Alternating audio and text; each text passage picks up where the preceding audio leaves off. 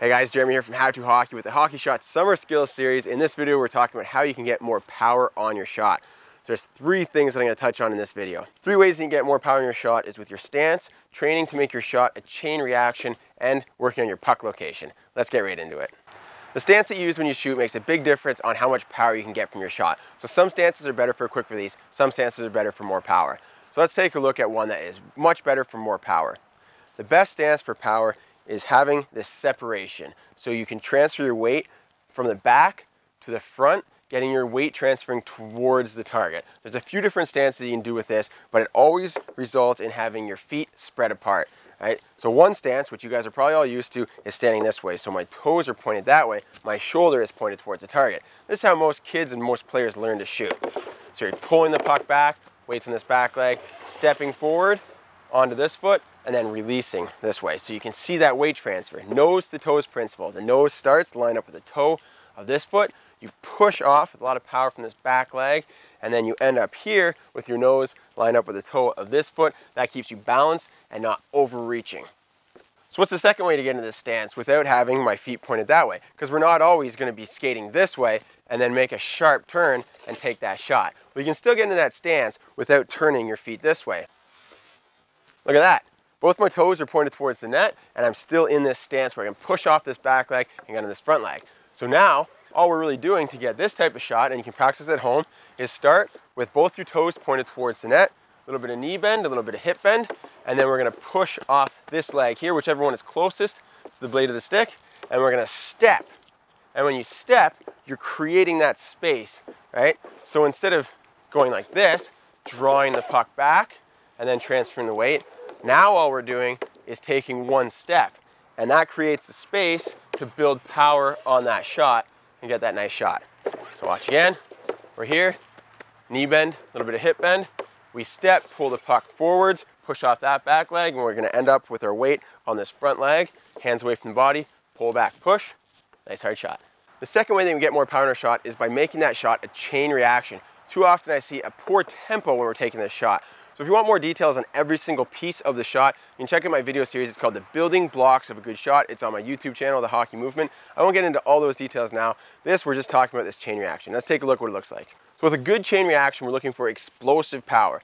What I usually see is not enough push at the very start of the shot. So you'll see some players that they get the weight transfer, but it's kind of a slow push off that back leg. It's not really that explosive movement that we're looking for, right? So it might look like this.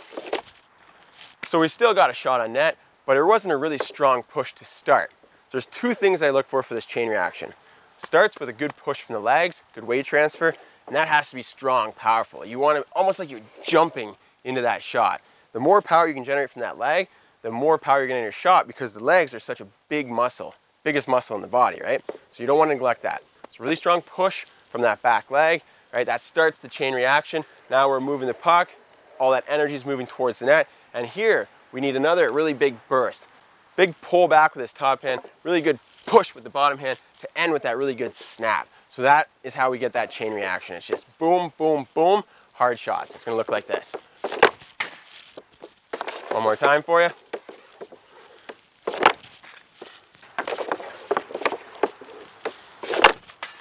What we're looking for at the end of the shot is a full extension from this back leg. That means you got that full weight transfer. You want to be balanced on this front foot, this top hand, you want pulled back, and then a full extension from this bottom hand. That elbow is going to be locked out. That's how you're going to know you had a good follow through, good fundamentals in your shot. Last thing that we're going to look at for improved power in your shot is the puck location. So first I should mention that you need something smooth to shoot off of. I'm using the training tiles from Hockey Shot. You can also use a shooting pad, and you obviously want something to shoot at. So I'm using the Extreme Goal with the backstop, and I have the Shooter Tutor in there as well. I recommend getting good training equipment for your training area, because if you take pride in your spot, you set it up, you're happy, you're gonna wanna go and use it over and over and over, because you know it's gonna work right and it's not gonna be falling apart. All right, so let's talk about that puck location. In order to get the most power from your shot, you want to release the puck from your sweet spot. It's different depending on who you are, and you can find it pretty easily. Set some pucks up in a plus sign shape. And what you want to do is release the puck from this exact spot. Don't move it before you release it. When I say release, I mean that's when the puck comes off the ice.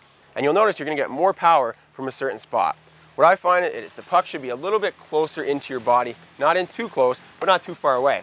When the puck's a little closer to your body, that's when you can really use the stick to flex it and get that power, right? If it's in close, you can push down with this bottom hand. You can drop your weight onto the stick, really drop.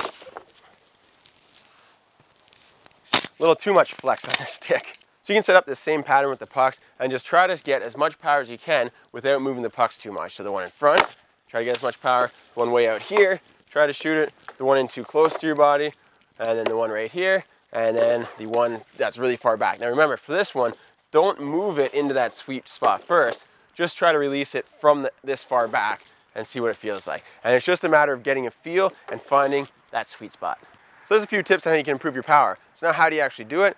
This is really important, is that you actually have to train, you have to practice. My recommendation is shoot about 100 pucks every single day. More if you can, but 100 is a good start. That's only gonna take about 10, 20 minutes to shoot 100 pucks.